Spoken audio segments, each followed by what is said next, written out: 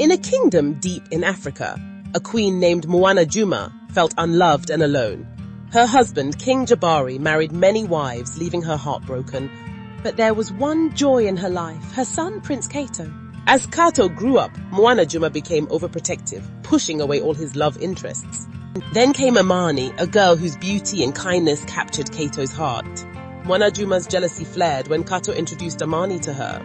Determined to keep Amani away, Mwanajuma plotted against their love. But Amani revealed her royal heritage, shocking them both. Despite the challenges, Kato chose love over his mother's control. Their wedding day arrived amidst chaos and betrayal from Mwanajuma.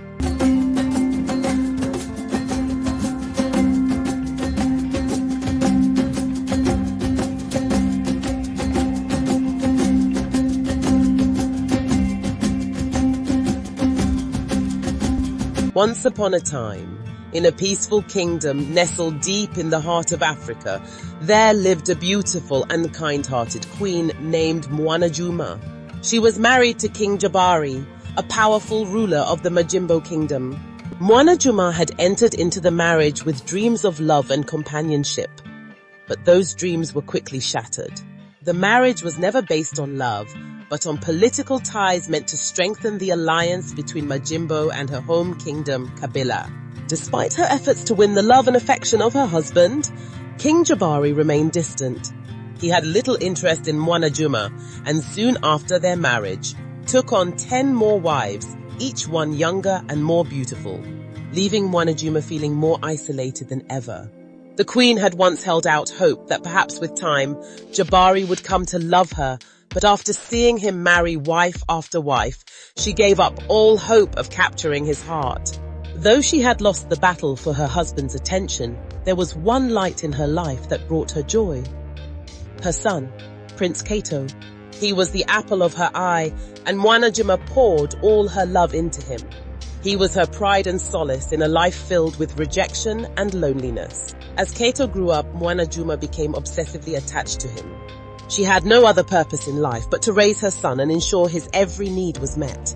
She dictated every part of his life, even when he became a young man, and when Prince Kato turned 22, Mwanajuma's control over him only grew tighter.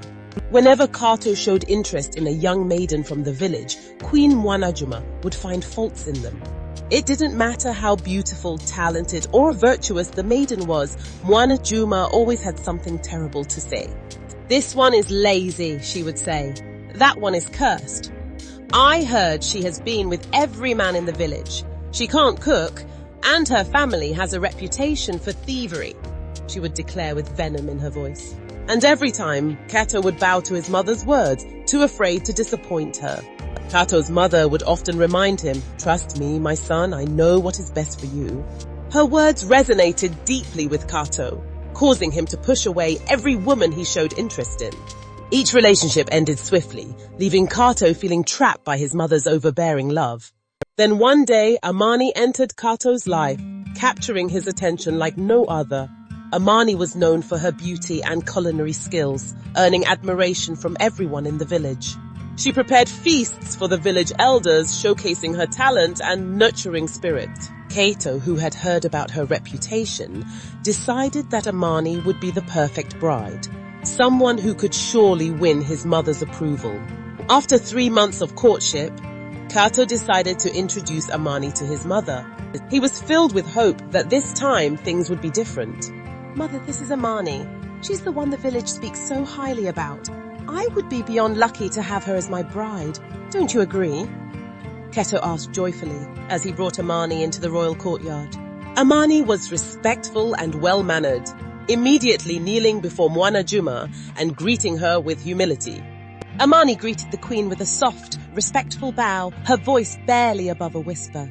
Mwanajuma, the queen, seemed lost in her own thoughts, only mumbling an incoherent response as her frown deepened. Jealousy flared within Mwanajuma as she imagined Kato marrying yet another woman, fearing Amani would take her place.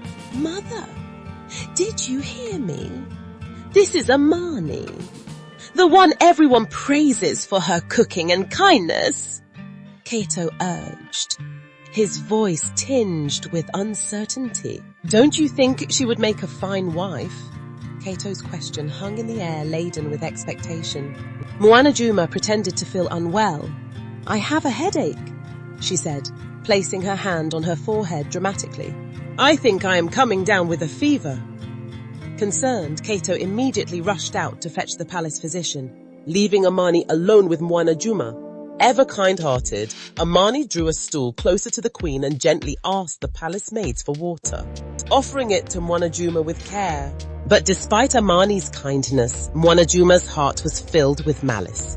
Watching her son's new love, she could feel the jealousy bubbling inside her. The next day, Kato returned to check on his mother's health. "How are you feeling today, mother?" he asked lovingly.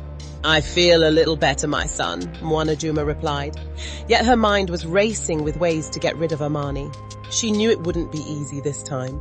Unlike the others, Amani had already won the admiration of the entire village. She was perfect, and Mwanajuma needed a strong reason to make Kato end things with her. Kato approached his mother with a hesitant question about Amani, seeking her opinion. Mwanajuma sighed heavily, indicating the seriousness of the matter as she prepared to respond. She delivered her verdict in a grave tone, stating unequivocally that Kato could not marry Amani. Kato's confusion was palpable as he questioned his mother's reasoning behind her decision. He listed Amani's qualities, highlighting her beauty, culinary skills, and respectfulness, pleading his case. Mwanajuma realized that her usual vague criticisms wouldn't suffice this time and began to think quickly. "Because she is an orphan, my son," she declared with finality. "We know nothing about her family. We don't know where she comes from. What if she is cursed? What if her family's misfortune brings disaster to our kingdom?"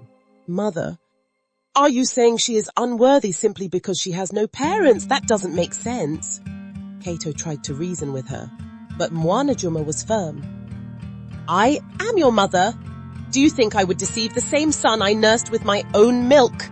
she snapped, beating her chest for emphasis. Kato, though he desperately wanted to marry Amani, felt weak in the face of his mother's emotional manipulation. "Mother, I trust your judgment," he whispered, his head bowed in defeat. He had one last request. "Can we at least give her a chance? I will bring Amani back and you can ask her any questions you have. We can even investigate her family if you want. But please give her a fair chance." Mwanajuma reluctantly agreed, though in her heart she had no intention of ever accepting Amani. 2 days later, Prince Kato brought Amani back to the palace for the dreaded meeting with his mother. Mwanajuma wasted no time. "Amani," she said coldly, "I will not sugarcoat things. You are not good enough for my son?" Amani, taken aback, asked, "But why, my queen? What have I done?" "You are an orphan," Mwanajuma said bluntly. "Your lineage cannot be traced, and my son deserves better." "He cannot marry someone with no family name." Amani's eyes filled with tears. "Is it my fault that my parents died when I was young? Is it my fault that war destroyed our village and my family? I have done nothing but live with dignity and respect. Why would you use my tragedy against me?" she cried. Kato, sitting next to her, was too afraid to speak up against his mother, and Mwanajuma continued her assault. "A prince cannot marry a stray cat," she declared with a sneer. Amani was furious. She stood up, wiped her tears, and turned to the queen. Princess Amani, filled with a mix of anger and sadness, confronts the king, revealing her true identity. She explains her lineage as the daughter of King Bakari of the Olu Kingdom, expressing the weight of her loss due to war. Mwanajuma and Kato react in shock to Amani's revelation, highlighting the unexpected truth of her royal heritage. Kato feels a surge of pride for Amani, recognizing her strength and courage in sharing her story. Meanwhile, Mwanajuma remains undeterred, suggesting a complex emotional response to Amani's claims. Mwanajuma declared that Amani's rudeness would prevent her from marrying the prince, leaving Amani devastated as she fled the palace. Prince Kato, filled with determination, chased after Amani, hoping to mend their relationship and prove his love. Despite the challenges posed by Mwanajuma, Kato resolved to marry Amani, demonstrating his commitment to her. As the village learned of the upcoming wedding, excitement spread like wildfire, with everyone preparing to celebrate the union. But Mwanajuma was not done. In a twisted plot to sabotage the wedding, she pretended to accept Amani, offering her the best part of the palace to stay in during the wedding preparations. Amani, hesitant but hopeful for peace, accepted the offer. She showed Mwanajuma her beautiful white wedding dress, a symbol of her joy and hope for the future. But that very night, under the cover of darkness, Mwanajuma snuck into Amani's chambers and poured red palm oil all over the delicate gown, ruining it beyond repair. The next morning, when Amani discovered the destroyed dress, her heart broke. "What kind of evil could do this?" she sobbed.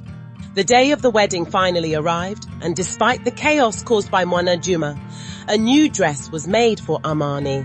The wedding was a grand affair, but Mwanajuma's bitterness remained. Undeterred, Amani married Kato, and they moved into a beautiful home that was gifted to them by the king. But Mwanajuma was not done. She feigned illness, demanding Kato's constant attention, leaving Amani alone to care for her pregnancy. As the months passed, Amani became more and more isolated. She was pregnant and alone most of the time, while Kato rushed to his mother's side at every call. It became unbearable. Finally, after giving birth to a beautiful baby girl, Amani had enough. She confronted Kato and gave him an ultimatum. "We are leaving this village and starting anew. You can come with us or stay with your mother. The choice is yours." Kato was torn between his sickly mother, who had manipulated him for years, and his wife and newborn daughter. In the heart of Africa, Prince Kato stands at a crossroads, faced with a life-altering decision. His mother, Queen Mwanajuma, watches closely, her eyes filled with an unsettling mix of love and possessiveness.